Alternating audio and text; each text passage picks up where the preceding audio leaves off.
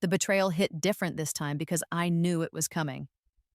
Death had given me the gift of foresight, and I was reborn with the bitter taste of Mason's treachery still lingering on my tongue. I jolted awake in my childhood bed, heart hammering against my 18-year-old ribs. The ceiling fan creaked above me, the same rhythmic squeak that had lulled me to sleep throughout high school. My fingers trembled as they traced the familiar worn edges of my lucky Riverstone on the nightstand. It was smooth and cool against my skin, grounding me to this impossible reality. I was back. Back before Mason Prescott destroyed everything. Back before he stole my ideas, my money, my reputation. Back before his betrayal pushed me to that rain-slicked balcony edge where I'd slipped and... No, that future was dead. I was reborn. Lily! My mother's voice floated up the stairs, the smell of her cinnamon pancakes wafting through the floorboards. Your last day before New York. Come down while they're hot. I breathed in deeply, savoring the sweet, spicy aroma I'd missed for so many years after leaving Pine Creek. My small town with its single stoplight and everybody knows everybody charm felt like a sanctuary now, a place Mason and his elite circle had mocked relentlessly. The bus ride to New York City was just as I remembered, long, cramped, with the musty scent of too many strangers in too small a space. I clutched my single suitcase, containing everything I owned worth taking. My fingers anxiously tapped against the worn leather handle, the steady rhythm keeping time with my racing thoughts. When the Manhattan skyline appeared through the smudged window, I allowed myself a moment of wonder. Despite everything, the city still captivated me. All gleaming glass and impossible heights reaching toward an indifferent sky. This time, I wouldn't be seduced by its false promises. Mason was waiting at Port Authority just as before. My heart clenched painfully at the sight of him, dark hair perfectly styled, wearing that navy blue cashmere sweater that probably cost more than 3 months' rent in my hometown. His smile still made my stomach flip, but now the sensation was nauseating rather than thrilling. Lily Cooper, he exclaimed, pulling me into a hug that lingered. The scent of his expensive cologne enveloped me, sandalwood and something citrusy that I once found intoxicating. Pine Creek's finest finally makes it to the big city. I forced myself to hug him back, knowing the script I needed to follow. Mason, I whispered, infusing my voice with the admiration he expected. I can't believe we're both here. He grabbed my suitcase. Come on, country mouse. Let's get you settled before tonight's party. The internship crew wants to meet the small-town girl I've been talking about. I followed him to the waiting Uber, remembering how special I'd felt the first time around. How naive I'd been to believe that Mason, son of investment bankers, educated at Phillips Exeter and then Princeton, had maintained our childhood friendship out of genuine affection. His apartment was exactly as I remembered, a gleaming tribute to money in the form of stainless steel and glass. The windows overlooked a slice of Central Park, the late afternoon sun burnishing the treetops to copper. You can crash here until you find a place, he said, tossing my suitcase into the spare bedroom. Mi casa es su casa and all that? Thanks, Mason, I said, letting my accent slip just enough to watch his reaction. You're a real lifesaver. His smile tightened almost imperceptibly. Almost. Just try to tone down the Appalachia when you meet everyone tonight, okay? These people eat hillbillies for breakfast. I flinched, playing my part. Is it that bad? He laughed, but there was no warmth in it. Just be more me, less you, for tonight. I nodded meekly while rage roiled beneath my skin. The party at Bradley's penthouse was exactly as I recalled, intimidatingly opulent with floor-to-ceiling windows showcasing the glittering cityscape. The air hummed with conversations about summer homes and market trends, punctuated by the crisp pop of champagne corks and tinkling laughter. The polished marble floor gleamed under my worn flats, making me acutely aware of every scuff on their surfaces. Mason disappeared within minutes, leaving me clutching a flute of champagne that cost more than my weekly food budget. I sipped it slowly, savoring the sharp, yeasty bubbles while scanning the room. Everyone looked so effortlessly perfect. Women with glossy hair and designer dresses, men with watches worth more than my college tuition. I spotted Vanessa Carter exactly when I expected to, holding court near the kitchen, her blood-red dress cutting a dramatic figure against the white walls. Her laughter carried across the room like breaking glass. I deliberately positioned myself near the group of junior analysts where I knew Mason would resurface.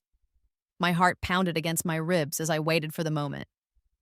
The problem with micro-loan structures in developing markets is the implementation, not the concept, I heard myself saying to a bored-looking analyst. If you create self-sustaining community oversight with proper incentive structures. Lily's got some interesting theories, Mason's voice cut in as he rejoined the group. He placed a proprietary hand on my shoulder that made my skin crawl. But what Bradley's team is working on with distributed investment pools is really where the innovation is happening. I saw the exact moment he pivoted, stealing my idea and repackaging it as his own contribution to the conversation. Actually, a hybrid approach could work, he continued smoothly. Community-based oversight with tiered investment pools. Just like before, heads turned toward him, expressions shifting from polite disinterest to genuine engagement. My voice faded to background noise as Mason commandeered my concept, embellishing it with industry jargon. That's brilliant, Mason, the senior analyst said, clapping him on the shoulder. Put something together for the Singapore Project Review. I gripped my champagne glass so tightly, I feared it might shatter. The cool crystal against my palm was the only thing keeping me anchored to my plan instead of screaming the truth. Where did you find her, Mason? Vanessa's voice sliced through the conversation as she joined our circle. Her eyes raked over my department store dress with surgical precision. We grew up together, Mason replied, his tone shifting subtly. Pine Creek's finest. How quaint, Vanessa purred, swirling her champagne. I've always wanted to visit what do they call it, the real America? I smiled tightly. You should come sometime. The people are genuine. I'm sure they are, she said, her tone suggesting this was not a compliment. She moved closer, her perfume, something expensive and floral, overwhelming my senses. Oh! With practiced precision, her champagne splashed across my chest, the cold liquid seeping through the fabric of my only good dress. The sharp, acidic smell mixed with her perfume made my stomach turn. I'm so clumsy, Vanessa gasped, not bothering to sound sincere. Let me help. I remembered how mortified I'd been the first time, how I'd rushed to the bathroom fighting tears while they all watched. This time, I met her gaze steadily. No need, I said calmly, dabbing at the stain with a napkin. Nothing worth crying over. Something flashed in her eyes, surprise, perhaps annoyance, that I hadn't provided the entertainment she'd expected. Mason steered me towards the bathroom anyway. Go clean up, Lil. I'll make sure everyone knows how brilliant you are. But I'd heard him the first time around, lingering in the hallway after I was supposed to have gone. I deliberately left the bathroom door ajar while I dabbed at my dress, straining to hear. Where did you actually find her? I heard Vanessa ask, her voice carrying in the hallway. Mason's laugh was low and conspiratorial. She's just a hometown charity case. Smart enough, but that accent, like nails on a chalkboard. At least you got her idea for the Singapore project, another male voice chimed in. Silver lining. Please, Mason scoffed. She wouldn't know what to do with an idea like that. I'm just polishing the rough edges into something usable. I pressed my hand against the cool marble sink, letting the cold stone steady me. The bitter scent of Vanessa's perfume still clung to my dress, mixed now with the champagne's sour notes. My reflection stared back at me, eyes clear and determined. This time would be different. This time, I knew exactly who Mason Prescott was, and I would make him pay. 3 months into my New York life, I received the letter I'd been waiting for. The thick envelope sat on Mason's sleek kitchen counter, innocuous yet life-changing, exactly as it had been in my previous life. Your grandmother left you money? Mason's voice carried genuine surprise as he read over my shoulder. His coffee cup clinked against the marble countertop, the rich aroma of his expensive dark roast filling the space between us. I nodded, my fingers trembling authentically against the crisp paper. $50,000. I had no idea she'd saved so much. I watched his expression shift, the quick calculations happening behind his eyes. The gears turning just as they had before. The heavy scent of his cologne grew stronger as he leaned closer, one arm draping around my shoulders in a gesture that was both intimate and possessive. "That's life-changing money, Lil," he said, his breath warm against my ear. "You need to be smart about this." I tensed, the muscles in my shoulders bunching beneath his touch. I thought maybe I'd put it in savings or pay off my student loans. Mason laughed, the sound vibrating through his chest. "That's such a small-town mentality. Money sitting in a savings account is just losing value." Over the next few weeks, he orchestrated everything exactly as before. Casual dinners where market opportunities happened to come up. Introduction to his brilliant friend at Goldman who had a special investment opportunity. The rush of exclusivity when he told me it was normally reserved for clients with much higher net worth. I played my role perfectly, wide-eyed, grateful, impressed by his world and his wisdom. "This pharmaceutical startup is the real deal," Mason insisted over dinner at an overpriced sushi restaurant. The delicate scent of raw fish and soy sauce mingled with the subtle undertones of wealth. Expensive perfume, aged whiskey from nearby tables. "They've got a diabetes treatment that is going to revolutionize the market." I picked at my dragon roll, pretending to consider. "It sounds amazing, but is it risky?" "Everything worth doing carries some risk," he said, reaching across to squeeze my hand. His fingers were warm and dry against mine. "But I've got insider information on this one. The FDA approval is practically guaranteed." I took a sip of sake, letting the warm, slightly sweet liquid fortify me. "Isn't that illegal? Insider trading?" He laughed, the sound both condescending and reassuring. "Not like that. I just know people who know people. It's how the game is played, Lily." 2 days later, I signed the paperwork transferring $40,000 of my inheritance to Mason's Sure Thing investment. The pen felt heavy in my hand, the scratch of ink on paper echoing with finality. What Mason didn't know, couldn't know, was that I'd already made other arrangements with the remaining $10,000. A different investment through a different broker in a company poised to benefit from the spectacular failure his Sure Thing was destined to become.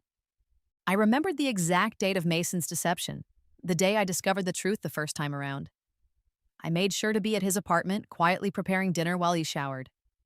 The sound of running water masked my movements as I slipped into his bedroom. His phone buzzed on the nightstand right on schedule. I picked it up, already knowing the passcode. The message from his Goldman friend glowed on the screen. "FDA rejection coming tomorrow. Dump your shares before news breaks. Tell your girlfriend sorry about her inheritance." I quickly took screenshots, sending them to my secure email before deleting the evidence from his sent items. The bathroom door opened, releasing a cloud of steam scented with his expensive body wash. I placed the phone exactly where it had been and retreated to the kitchen, my heart pounding against my ribs. "Something smells good," Mason said, entering the kitchen with a towel around his waist. Water droplets clung to his shoulders, catching the light. I forced a smile. "Just pasta, nothing fancy." His phone buzzed again in the bedroom. "Let me grab that," he said, patting away. I counted silently. 3, 2, 1. "Lily." His voice sounded strained. "Did you use my phone while I was in the shower?" I turned, feigning confusion. "No, why?" He emerged, fully dressed now, his expression carefully neutral. "Just asking. Got a weird notification." That night, I lay awake listening to him make hushed phone calls from the living room. The muffled urgency in his voice carried through the walls, mixing with the distant sounds of taxi horns and the perpetual hum of the city. The next morning, Mason was unusually attentive. He made coffee, something he never did, and suggested we have breakfast together. The rich scent of freshly ground beans filled the apartment, almost masking the sour smell of his desperation. "About your investment," he began casually, sliding a mug toward me across the counter. The ceramic was warm against my palms. "I've been thinking it might be good to diversify a bit." I took a sip, watching him over the rim. "Oh. Yeah, maybe pull some out of biotech, just as a precaution." I set down the mug with deliberate slowness. "But yesterday you said it was a sure thing, that the FDA approval was guaranteed." He shifted, uncomfortable. "Nothing's ever guaranteed. It's just smart investing to spread the risk." "Is there something you're not telling me, Mason? I asked, making my voice quiver slightly. His eyes didn't quite meet mine. Of course not. I just want what's best for you. I reached across the counter and touched his hand, the gesture containing all the trust he thought I still had in him. I know you do, but let's stick with the plan. I believe in you, Mason. The relief that washed over his face was palpable. If you're sure, I won't let you down, Lil. I smiled, feeling the weight of my phone in my pocket with the evidence of his betrayal. I know you won't.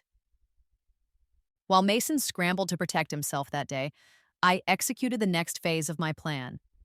I walked into the offices of Blackridge Capital, Mason's biggest rival, wearing the confidence of a woman who knew exactly how the next market day would unfold. Miss Cooper, Helena Wang greeted me, her handshake firm and appraising. Her office smelled of leather and subtle jasmine from the fresh arrangement on her desk. Your analysis of the Meridian Pharmaceuticals situation is unusually prescient. I placed my complete breakdown of why the FDA would reject their application on her desk. I believe in thorough research. And you're certain of this outcome? Her dark eyes studied me with new interest. Certain enough to bet my career on it, I smoothed down my skirt, not designer, but well-tailored, and to suggest Blackridge take a significant short position before tomorrow's announcement.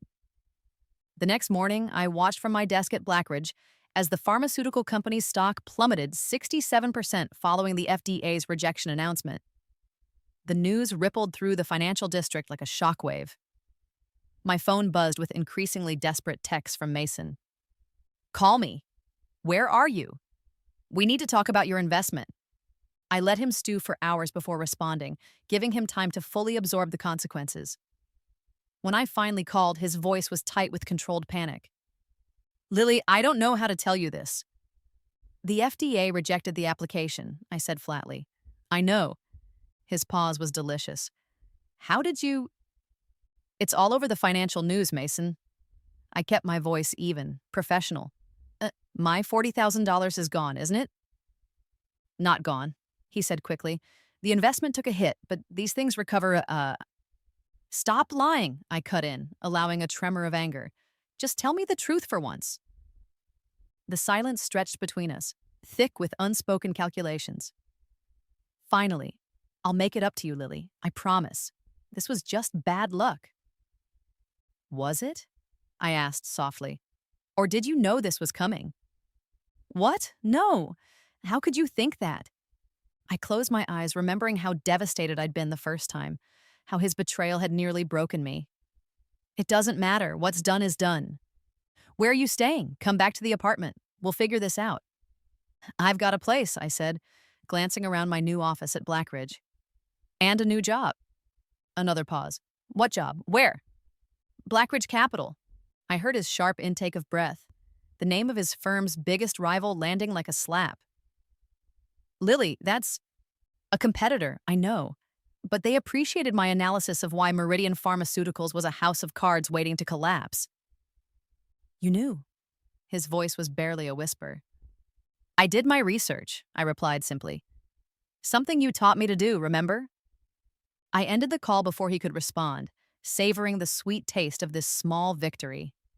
Outside my new office window, the city sprawled before me, a landscape of opportunity I'd been denied the first time around. My desk phone rang, interrupting my thoughts. Miss Cooper, Helena's voice came through crisp and pleased. The partners would like to see you. It seems your analysis saved the firm quite a bit of money today. And made even more? I smiled to myself, thinking of the separate investment I'd made. The one betting against Mason's sure thing. The notification had already come through. A 215% return in a single day. I'll be right there, I said, rising from my chair. As I walked to the conference room, I felt the weight of my lucky river stone in my pocket. I ran my thumb over its smooth surface, drawing strength from its familiar texture. I wasn't just surviving in this second chance at life, I was thriving, and Mason had no idea what was coming. The trading floor at Blackridge Capital pulsed with energy, the rapid-fire clicking of keyboards, the urgent murmur of voices into phones, the occasional burst of triumphant laughter. I breathed in the familiar scent of coffee and desperation, letting it fuel me as I finalized my analysis of the Asian markets. I'd been at Blackridge for 18 months, exactly the timeline I needed to position myself for what was coming. My small but significant victory over Mason had established my reputation as someone with uncanny market instincts. What they didn't know was that I'd lived this future before. My desk phone rang, the sound piercing through the ambient noise of the trading floor. "Lily Cooper," I answered, tucking the receiver between my ear and shoulder as I continued typing. "Miss Cooper, Mr. Harrington would like to see you in the conference room." The assistant's voice was professionally neutral, betraying nothing. I stilled. This meeting hadn't happened in my previous life. Did he say what about? "The Richardson account. He said it's urgent." My heart stuttered.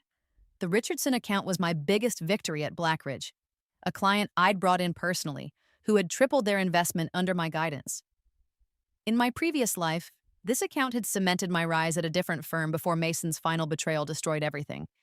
The conference room was dominated by a long mahogany table, the wood gleaming under recessed lighting.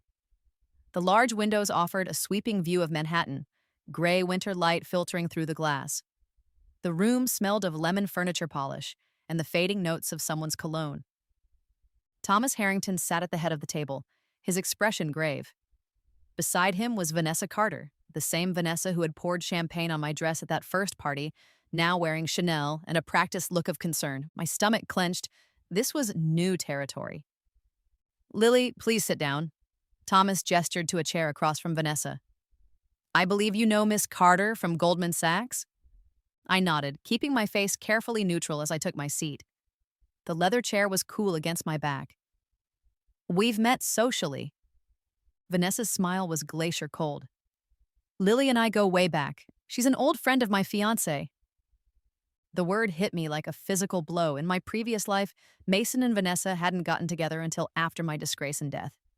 The timeline was accelerating.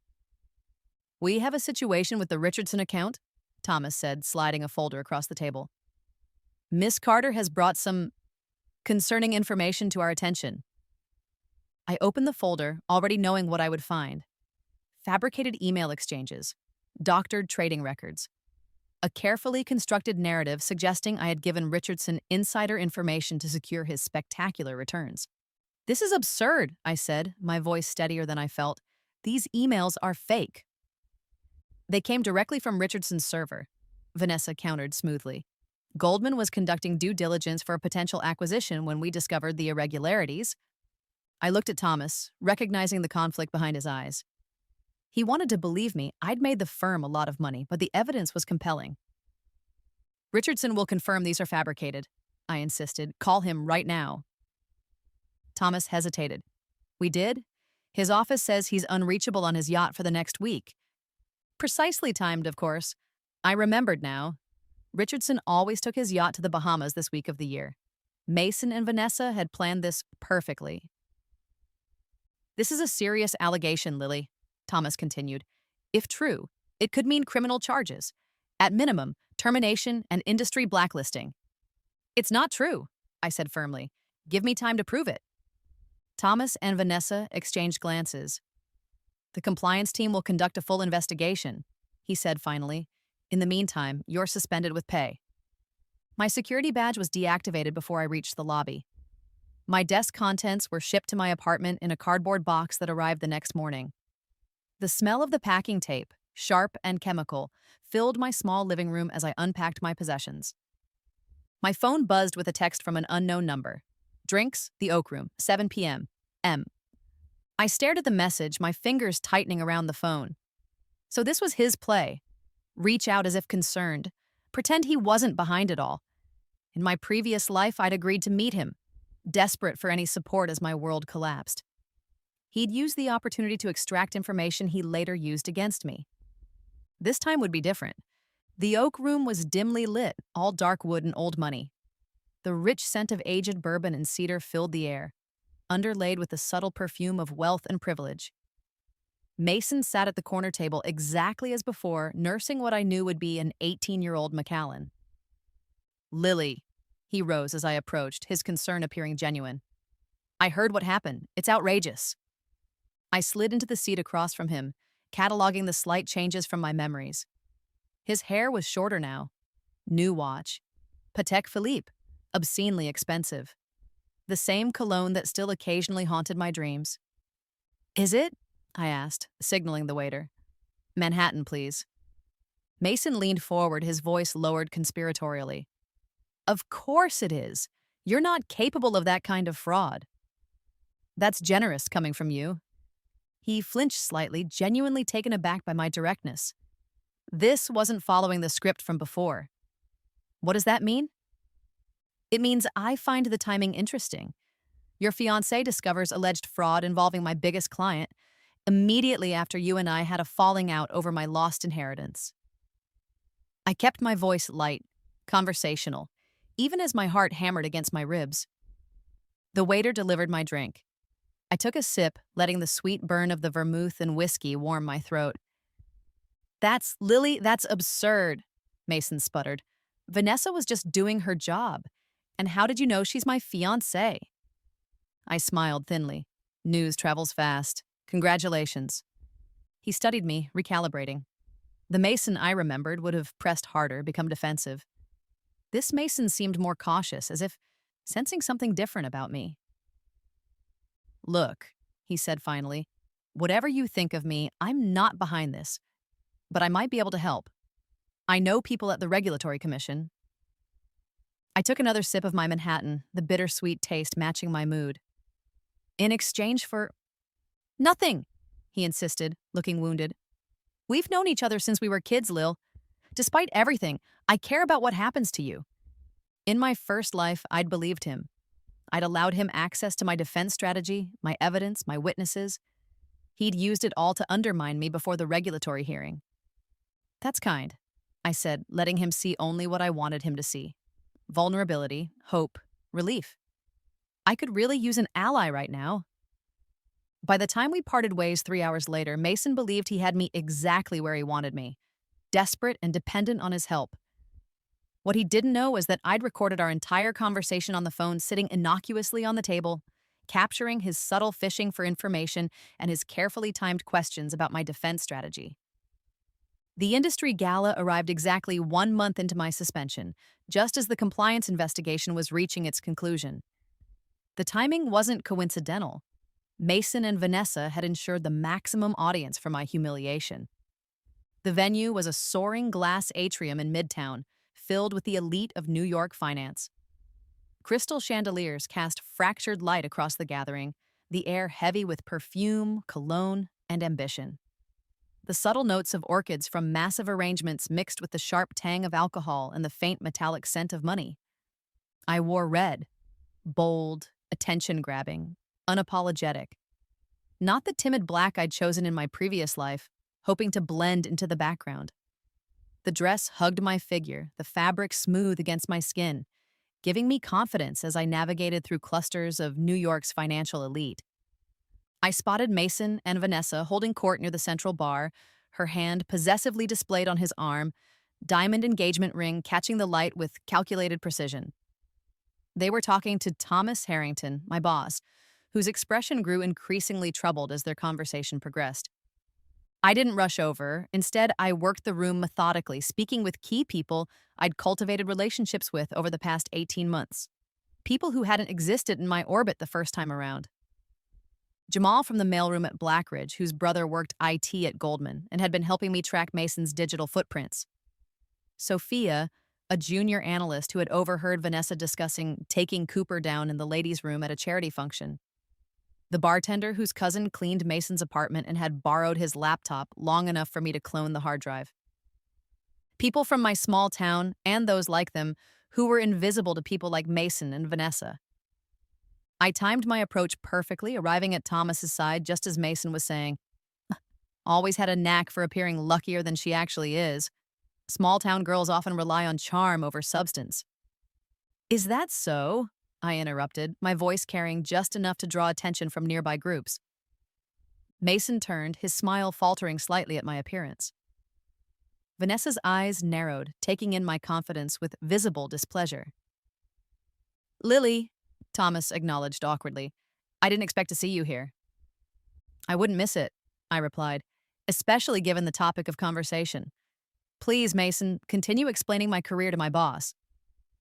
We were just discussing how my successful predictions were just lucky guesses, I finished for him. Or perhaps explaining how I couldn't possibly have legitimate analytical skills coming from Pine Creek. A small crowd had begun to gather around us, drawn by the palpable tension. I could feel the weight of stares, the subtle shift in the room's energy. Don't be dramatic, Lily, Vanessa cut in, her voice honey-sweet with poison underneath. Mason was simply providing context about your background. My background, I repeated, letting the words hang in the air. Which part? The small town where I graduated top of my class? Or perhaps the part where Mason convinced me to invest my inheritance in a pharmaceutical company he knew was about to tank? Mason's face darkened. That's not... Or maybe you're providing context about how you've systematically worked to undermine me from the moment I arrived in New York? I continued, my voice remaining calm even as heat flushed through me. Starting with stealing my ideas at Bradley's party, continuing with the investment scam, and now fabricating evidence of fraud. The surrounding crowd had grown silent, glasses paused midway to lips, conversations suspended. These are serious allegations, Miss Cooper, Thomas said carefully. Perhaps this isn't the venue. It's exactly the venue, I countered, since the plan was to publicly discredit me tonight anyway. Vanessa laughed, the sound brittle and forced. You're being paranoid. No one is trying to discredit you. The evidence speaks for itself. Does it? I pulled my phone from my clutch, tapping the screen to send a prepared file. Thomas, check your email. You'll find evidence that the Richardson emails were fabricated, traced back to a specific IP address at Goldman Sachs, one registered to Vanessa's department.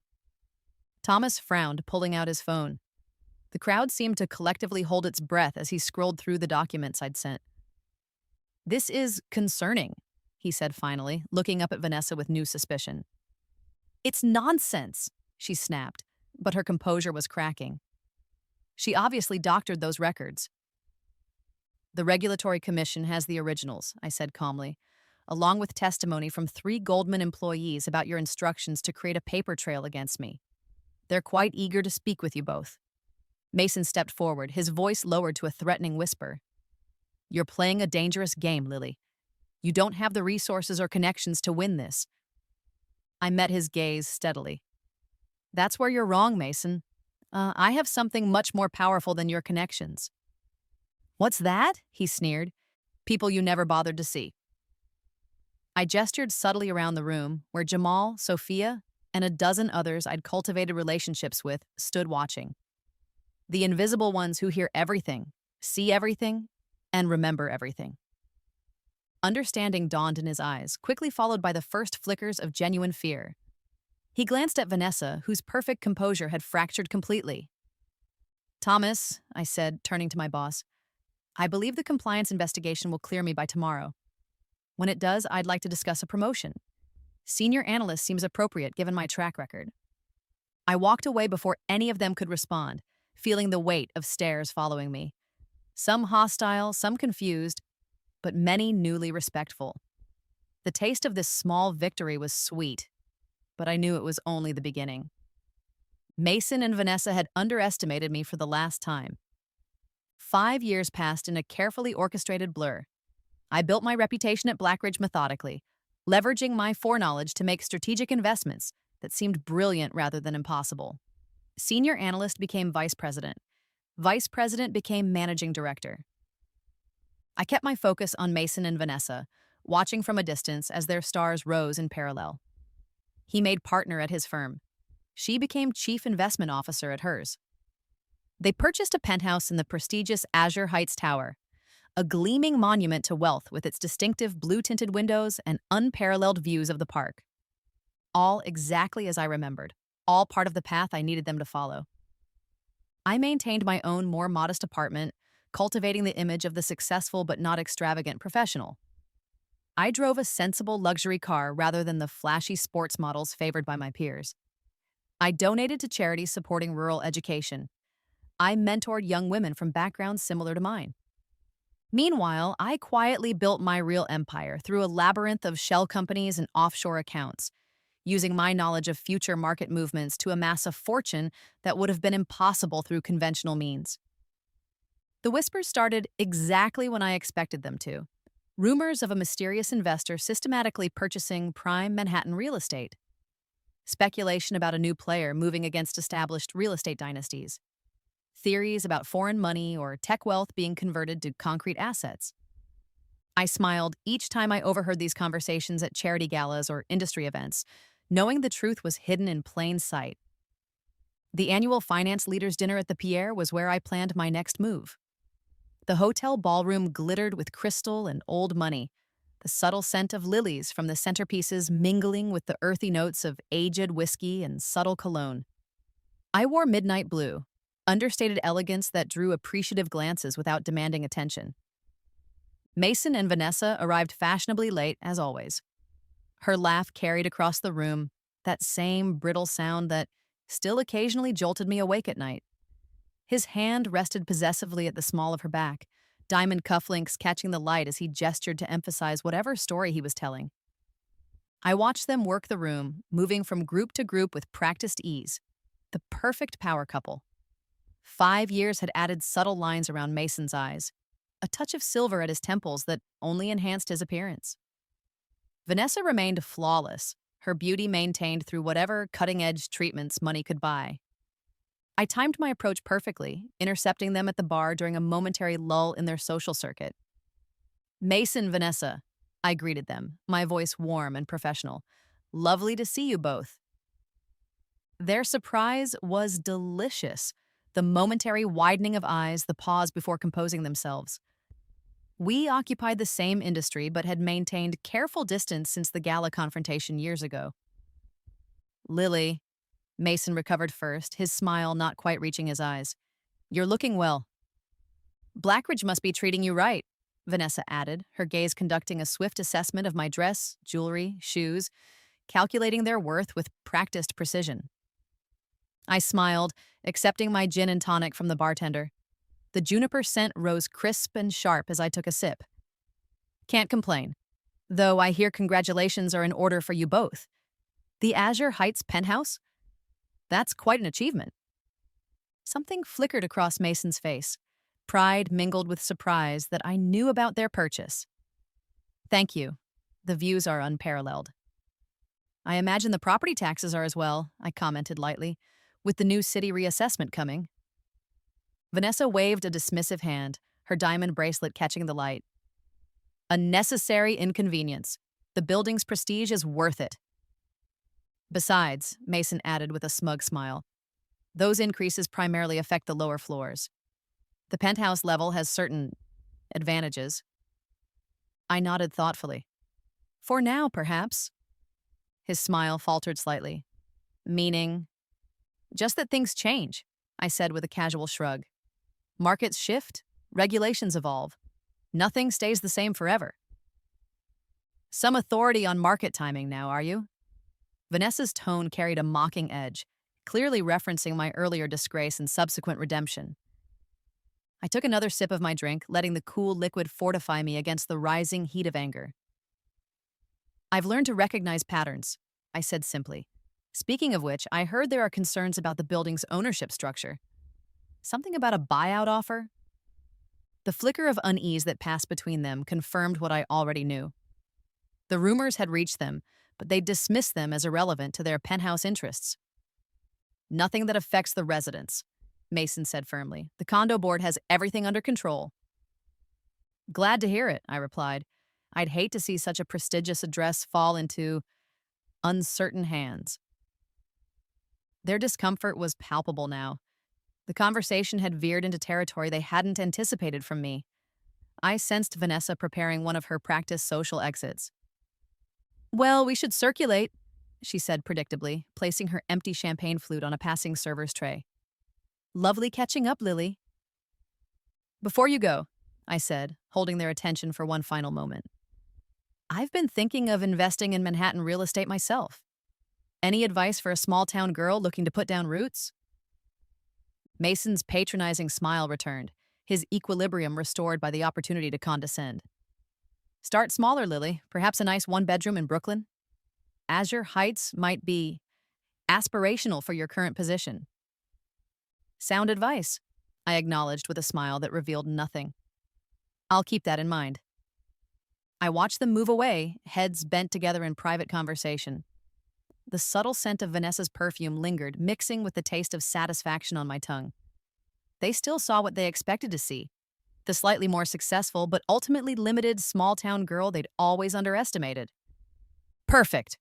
3 weeks later, the Azure Heights residents received the notice I'd been planning for years. I wasn't present to witness it, but I'd positioned my allies strategically to report every detail. The emergency residence meeting was held in the building's elegant common room. The walnut-paneled walls and soft leather seating couldn't disguise the tension that filled the space. The property manager, a normally unflappable man in his 50s, looked distinctly uncomfortable as he addressed the assembled owners. As you've all heard by now, he began, his voice echoing slightly in the hushed room, Azure Heights has been acquired by a new investment group. The murmurs that followed contained notes of concern rather than panic. These were wealthy, connected people unaccustomed to feeling powerless. Mason stood, his voice carrying the authority he'd cultivated over years of boardroom dominance. What does this mean practically? Our ownership agreements are legally binding. Your individual units remain yours, the manager clarified, but the building infrastructure, common areas, and management will transition to the new owner's control within 30 days. Who is the buyer? Vanessa demanded. What are their intentions? The purchase was made through Cobalt Ventures LLC, the manager replied, consulting his notes. As for their intentions, we've been informed there will be significant renovations planned. Renovations? Another resident spoke up. What kind of renovations? The manager shifted uncomfortably. The details aren't finalized, but they've mentioned modernizing the facade, upgrading the lobby, and implementing a new fee structure for certain amenities. The tension in the room coalesced into something sharper. These people understood fees and structures, and the implications of changes. What amenities? Mason pressed, his knuckles whitening as he gripped the back of his chair. Primarily view-related considerations. The manager's discomfort was now painfully evident. The new owner has proposed what they're calling a vertical advantage assessment based on floor level. The room erupted. Beneath the outrage and indignation lay the unmistakable note of fear, the realization that something beyond their control was happening to their carefully curated world. I received the full report that evening from Sophia, now my executive assistant, who had a cousin working security at Azure Heights. I savored each detail as I sat in my home office, running my thumb over the smooth surface of my lucky Riverstone. The cool weight of it grounded me as I contemplated the next phase. The following morning, a courier delivered a package to my apartment. Inside was a heavy brass key and a leather portfolio containing the final ownership transfer documents for Azure Heights. The metal was cool and weighty in my palm, its teeth gleaming in the morning light that streamed through my windows. The scent of the leather portfolio, rich and expensive, filled my nostrils as I opened it to examine the documents inside. Everything was in order. Cobalt Ventures LLC, my creation, now officially owned the architectural crown jewel of the Upper East Side. The building where Mason and Vanessa had made their marital home, thinking it represented the pinnacle of their achievement. I placed the key on my coffee table and pulled out my phone, sending a pre-composed message to initiate the next phase. The heavy weight of anticipation settled in my chest as I stared at the key, a physical representation of the power I now held over their lives. Tomorrow would be the Azure Heights annual charity gala. Mason was the co-chair. Vanessa had spent months planning every detail, from the champagne selection to the floral arrangements. The most exclusive event on the building's social calendar, attended by everyone who mattered in their world. The perfect stage for what came next. The night of the Azure Heights Charity Gala arrived with picture-perfect weather, clear skies, and a gentle breeze that carried the scent of early summer blooms through the open terrace doors. The rooftop event space glittered with fairy lights and the sparkle of diamonds adorning New York's elite. The subtle perfume of white roses mingled with champagne and privilege, creating an atmosphere of rarefied celebration. I stood in the service entrance, my heart thundering against my ribs. 5 years of meticulous planning had led to this moment. I smoothed down the front of my gown, a custom creation in deepest emerald that made my eyes look like cut glass. My hair was swept up, revealing the elegant line of my neck and the diamond earrings that had cost more than my parents' house in Pine Creek. Sophia handed me a glass of water, her expression concerned. "Are you sure about this?" I took a sip, letting the cool liquid steady me. I have never been more sure of anything. "They won't know what hit them," she said with grim satisfaction. I checked my reflection one last time in the mirrored wall of the service area. The woman who looked back at me bore little resemblance to the naive girl from Pine Creek who had arrived in New York a lifetime ago. My eyes held knowledge and power that had been hard-won through death and rebirth. "It's time," I said, handing the empty glass back to Sophia. The conversations hushed as I entered the main terrace, the crowd parting instinctively before me, though few recognized me immediately. I moved with deliberate grace toward the central area where Mason stood with Vanessa, both resplendent in evening wear, holding court among their admirers. Mason noticed me first, his expression shifting from polite disinterest to confusion to alarm in the span of seconds. Vanessa followed his gaze, her perfect smile freezing in place. I stepped onto the small raised platform where a string quartet had been playing earlier. The conversations around me diminished to curious murmurs as I took the microphone from its stand. "Good evening," I said, my voice carrying clearly across the suddenly quiet rooftop. "For those who don't know me, my name is Lily Cooper." I saw recognition dawn on various faces, some remembering me from finance circles, others recalling the scandal from years ago. Mason and Vanessa remained frozen, uncertainty rendering them temporarily immobile. "I'd like to thank the co-chairs for organizing such a beautiful event for a worthy cause," I continued smoothly. "And I'm pleased to have this opportunity to introduce myself properly to the residents of Azure Heights as your new owner." The silence shattered into a wave of whispers and exclamations. Mason's face drained of color while Vanessa's cheeks flushed with angry disbelief.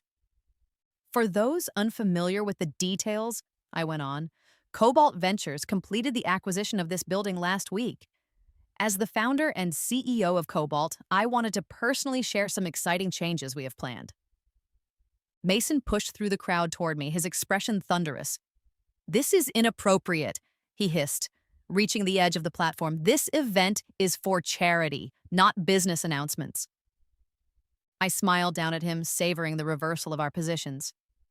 "But this is relevant to the charity, Mason, because my first act as owner will be implementing a new fee structure, what we're calling a view tax, with proceeds benefiting educational initiatives for underprivileged students from rural communities."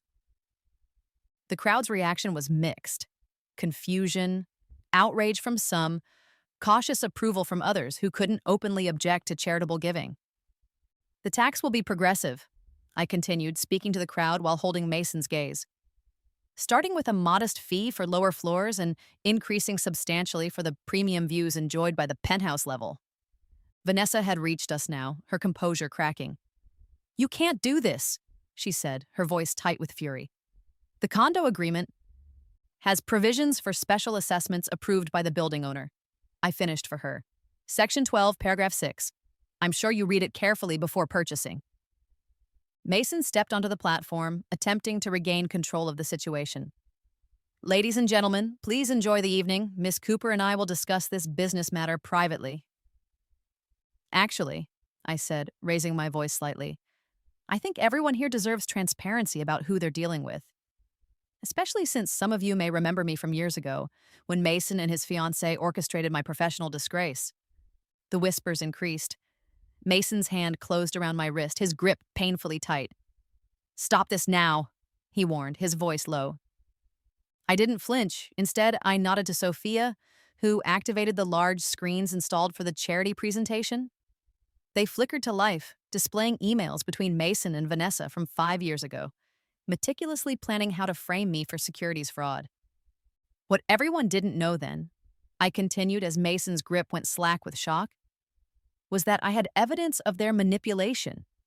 Evidence I've been compiling and adding to for years. The screens changed to show more recent communications. Mason boasting to friends about how they'd driven me out of high finance. Vanessa discussing their use of insider trading to fund their lifestyle, both of them mocking my small-town background while using my investment strategies. The crowd's mood shifted palpably. Several people backed away from Mason and Vanessa as if their disgrace might be contagious. Others watched with the avid interest of those witnessing a social execution. "This is slander," Vanessa snapped, her voice brittle with panic. "We'll sue you for every penny." "You're welcome to try," I replied calmly, "though you might want to address the securities violations first." I nodded toward the entrance where several serious-looking individuals in dark suits had appeared. The SEC representatives seemed quite interested in tonight's presentation. Mason's face contorted with rage and disbelief. "You planned all of this for years." "I did," I acknowledged, feeling a strange calm descend over me. The tremble of anxiety that had accompanied me up the service elevator was gone, replaced by absolute certainty. "You taught me well, Mason. You showed me exactly how this world works." "Miss Cooper," one of the SEC agents called, approaching the platform. "We'd like to speak with Mr. Prescott and Miss Carter."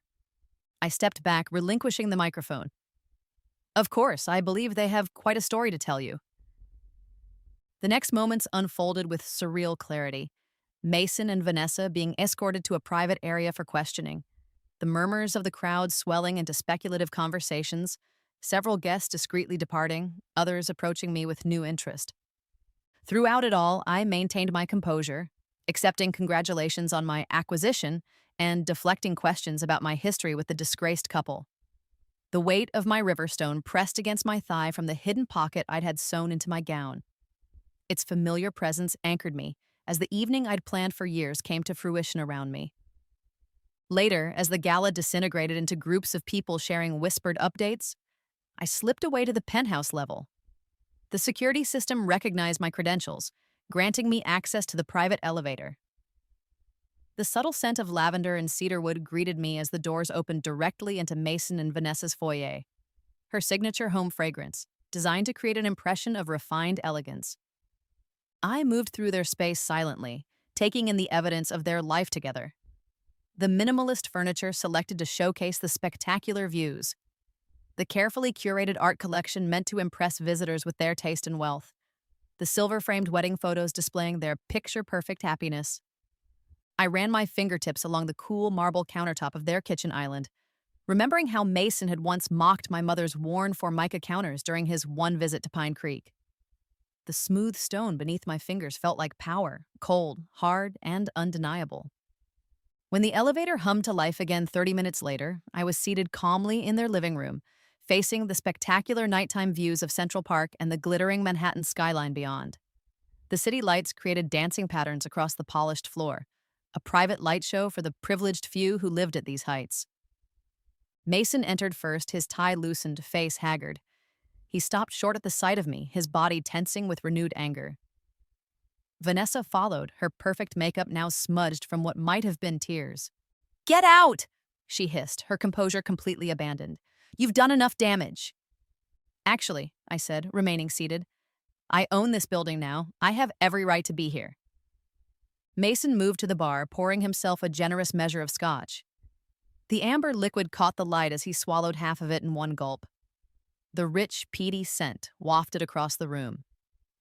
"What do you want, Lily?" he asked, his voice rough with emotion. Anger, fear, perhaps even a hint of respect.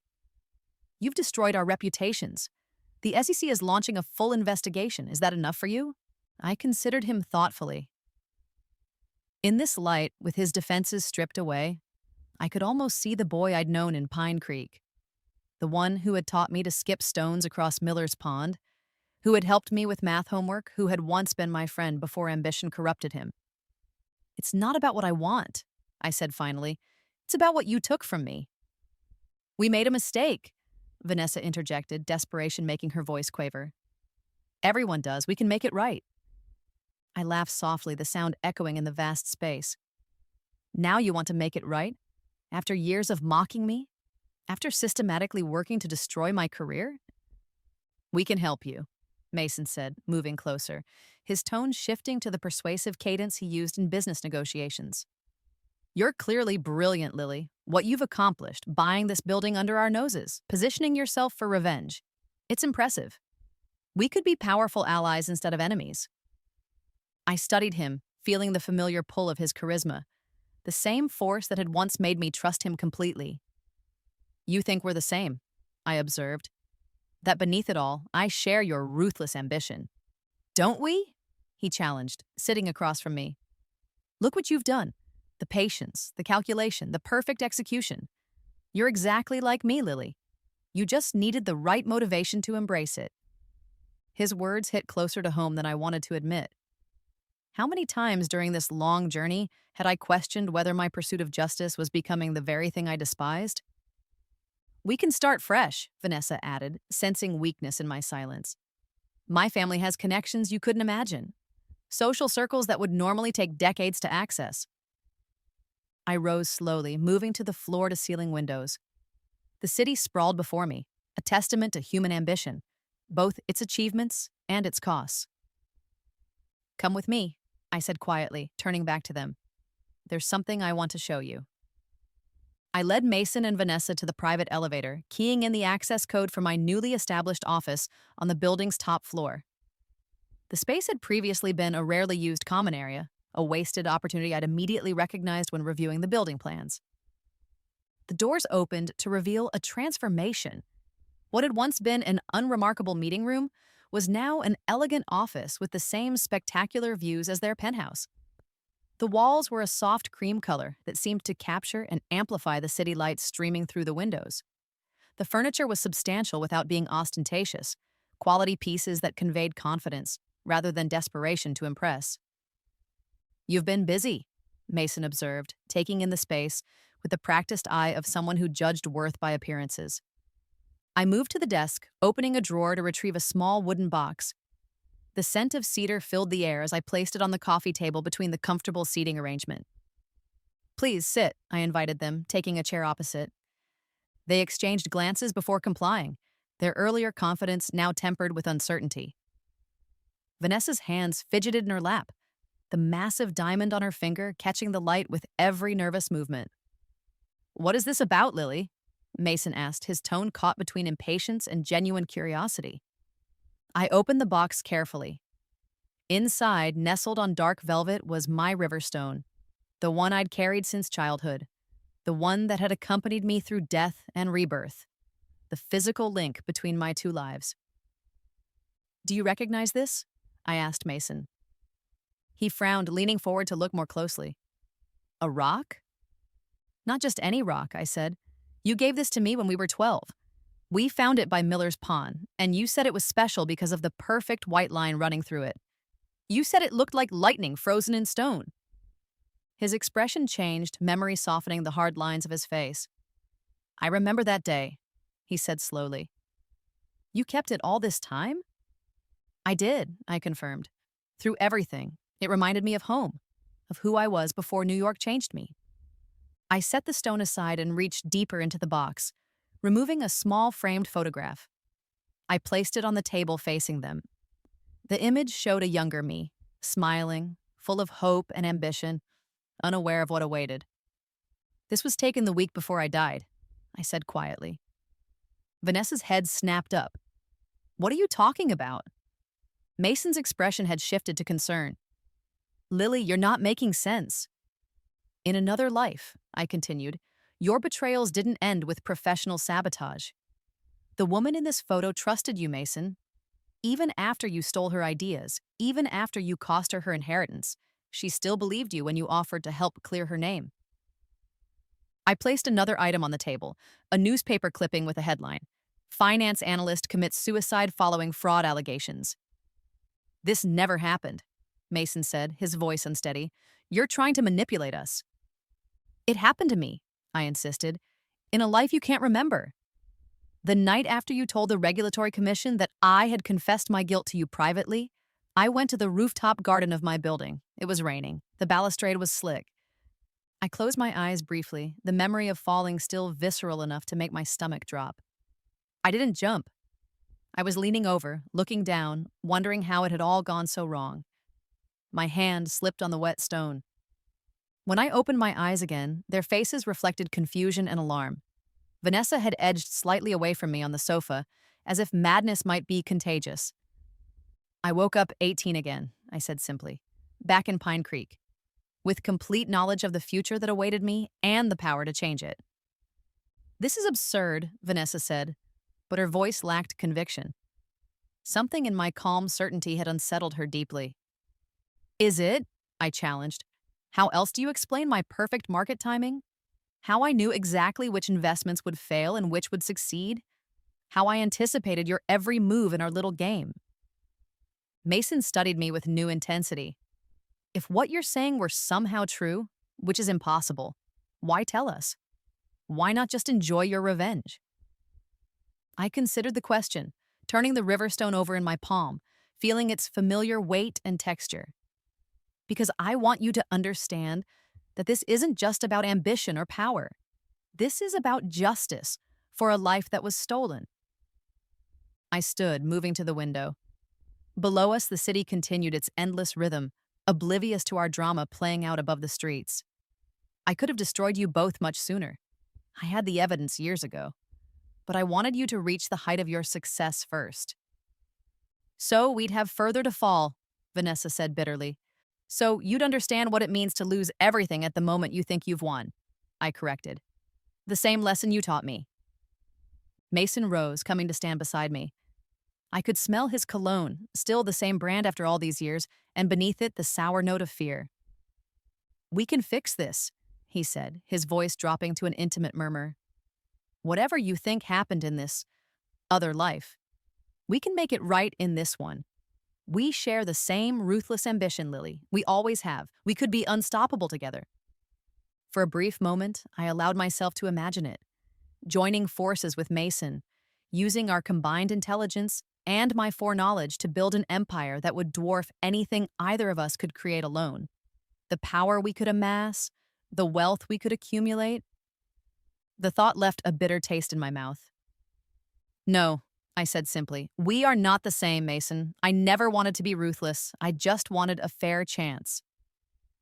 Be reasonable, Vanessa interjected, coming to join us at the window. The SEC investigation can still be managed. My father knows people who can intervene. We can work together, present a united front. And in return, I asked, already knowing the answer. Access, she said immediately, to my family's social circle. The kind of connections someone from your background could never acquire on their own. Introductions to people who can advance your career beyond anything you could achieve alone. I studied her perfect face, seeing for the first time the desperation beneath the polish. She truly believed that social connections were currency more valuable than integrity or talent.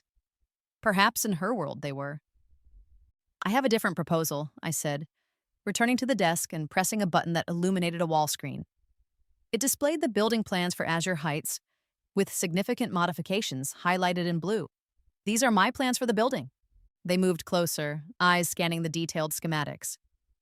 You're converting the upper floors to subsidized housing? Mason's voice conveyed his disbelief. For talented young people from small towns like Pine Creek, I confirmed. Students and young professionals who deserve the same opportunities as those born into privilege. Vanessa's laugh held no humor. This is your revenge? Turning Azure Heights into charity housing? Not entirely, I said. The lower floors will remain luxury condos. Only the premium levels, including your penthouse, will be repurposed. Mason's face darkened. You can't legally evict us. I don't need to, I replied calmly. The SEC freeze on your assets will force a sale eventually. And in the meantime, the view tax I announced tonight will make staying financially untenable. Why are you really doing this? He demanded, anger finally breaking through his calculated composure. If your story were somehow true, if you really did get a second chance at life, why waste it on revenge? I considered the question carefully, running my thumb over the smooth surface of my Riverstone one last time before returning it to its box. It's not revenge, I said finally. It's correction. You taught me that in this world, power is the only protection against exploitation. So I acquired power. Now I'm using it to create the opportunities I was denied, not just for myself, but for others like me. And we're just collateral damage in your grand social experiment? Vanessa's voice dripped with disdain. No, I replied, meeting her gaze steadily. You're paying the price for choices you made deliberately, the same price you were willing to let me pay. Mason made one last attempt, his voice dropping to a tone of intimate sincerity that once would have swayed me completely. Lily, we've known each other our whole lives. Whatever mistakes I've made, there's still something between us. You know there is. For a moment, I saw it all, the boy who had been my first friend, my first crush, my first betrayal. I felt the echo of feelings that had once seemed so important. There was, I acknowledged softly, but that was another lifetime ago.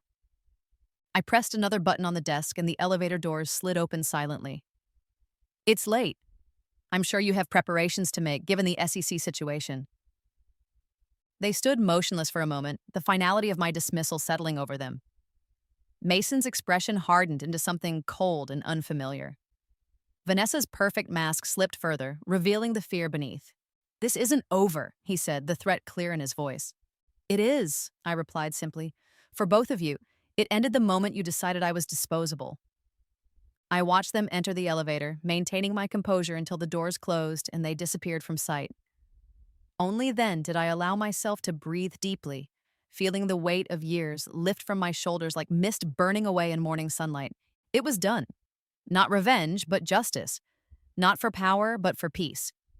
I turned back to the city view, allowing myself to truly see its beauty for perhaps the first time since my rebirth. The lights no longer seemed like symbols of a world determined to exclude me. Now they looked like possibilities, thousands of them stretching as far as I could see. Spring arrived in Manhattan 6 months later, bringing with it new beginnings that seemed fitting for the transformation taking place at Azure Heights. The scaffolding that had shrouded the upper floors throughout winter was finally coming down, revealing the architectural updates that maintained the building's elegance while creating a more welcoming facade. I stood on the rooftop garden, breathing in the fresh scent of newly planted herbs and flowers. The space had been redesigned into a communal area with comfortable seating arrangements, raised garden beds, and a small greenhouse where residents could grow their own produce year-round. The earthy smell of fresh soil mingled with the delicate fragrance of the first blooms, life emerging after the long dormancy of winter. Miss Cooper, a voice interrupted my thoughts. The first group of residents is here for the orientation. I turned to find Sophia at the garden entrance, clipboard in hand. Behind her stood a diverse group of young people, their expressions a mixture of amazement and uncertainty as they took in their new surroundings. Thank you, Sophia. Please, bring them in. The group entered hesitantly, clearly intimidated by the luxury surrounding them. I recognized that feeling intimately, the sense of not belonging, of waiting for someone to discover you were an imposter and demand your removal. Welcome to Azure Heights, I said warmly, moving among them to shake hands individually. I'm Lily Cooper, the owner of the building and founder of the Rural Talent Initiative. A young woman with tight braids and intelligent eyes stepped forward. I'm Zoe Williams from Oak Ridge, Tennessee. I still can't believe I'm going to be living here while I complete my finance internship. Believe it, I assured her. You earned this opportunity. But why? Asked another resident, a serious young man with glasses. Why create this program? These apartments must be worth millions. I gestured for them to follow me to the edge of the garden, where the view of Manhattan spread before us in a tapestry of architectural achievement and human ambition. I grew up in a small town called Pine Creek, I explained, feeling the spring breeze against my face.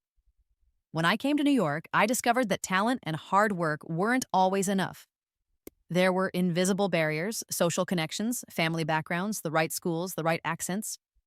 I turned to face them, seeing my younger self reflected in their hopeful, nervous expressions. The Rural Talent Initiative aims to remove those barriers. You'll live here, work at top firms through our partnership program, and build the networks that will allow you to succeed on your own merits. What happened to the previous owners? Zoe asked, glancing around at the obvious luxury of the surroundings. They moved on, I said simply. Life in New York is constantly changing. The orientation continued with practical matters, building amenities, security procedures, networking events. As Sophia led them on a tour of the common areas, I remained in the garden, allowing myself a moment of quiet satisfaction. Mason and Vanessa had indeed moved on. He to a reduced role at a smaller firm following the SEC settlement. She to her family's estate in Connecticut while attempting to rebuild her social standing. The penthouse they had once occupied now housed 4 scholarship recipients from towns smaller than Pine Creek, their fresh perspectives and raw talent already making waves at their respective internships. The evening of the official opening celebration arrived with perfect weather, mild temperatures and clear skies that showcased the city skyline to its best advantage. The rooftop garden had been transformed with twinkling lights and elegant buffet stations, offering cuisine from various rural American traditions. The scent of barbecue, fresh cornbread, and apple pie created an atmosphere that blended sophistication with homey comfort. Guests mingled throughout the space, the young residents of the upper floors in animated conversation with representatives from New York's top firms, foundations, and cultural institutions. Among them moved less visible but equally important guests, the service workers who had been my eyes and ears throughout my years of planning. Jamal, now head of IT security for a major bank. Sophia, my right hand in all business matters, the bartender's cousin who had helped me access Mason's files, now studying cybersecurity on full scholarship. I stood slightly apart, watching the connections forming that would create opportunities for a new generation. The familiar weight of my Riverstone rested in my pocket, its smooth surface comforting against my fingertips as I absently ran my thumb across it. "Quite an achievement," came a voice beside me. Thomas Harrington, my former boss from Blackridge, now a key supporter of the initiative. "I've never seen anything like this program. You've created something truly unique, Lily." I smiled, looking out over the garden filled with bright, ambitious young people who reminded me so much of myself. I had a unique perspective on what was needed. "That's understating it a bit," he chuckled. "Word is that you accurately predicted every major market shift for 5 years straight to build the capital for this project. Some people on Wall Street think you might be clairvoyant." "Just thorough research," I demurred, "and perhaps a bit of small-town intuition."